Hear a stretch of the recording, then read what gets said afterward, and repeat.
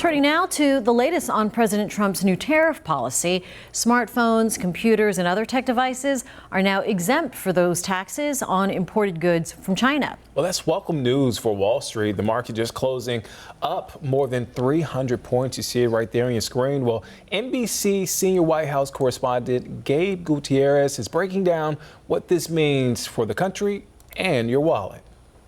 New confusion for American companies and consumers over President Trump's tariffs. Financially, our country is going to be stronger than it's ever been. After a weekend of back and forth over whether taxes for some electronics are going up. On Friday, exemptions for smartphones, computers, and other tech components announced by U.S. Customs and Border Protection because the White House said the president wants to ensure companies have time to move production to the U.S.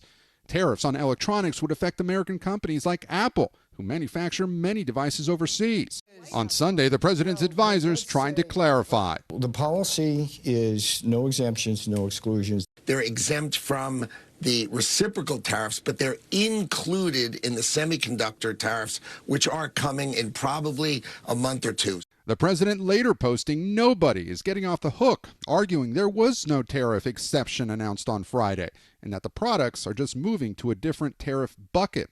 Last night on Air Force One, the president also promising tariffs on semiconductors, key parts used in many electronics. But Trump saying he might give exceptions to some companies or products.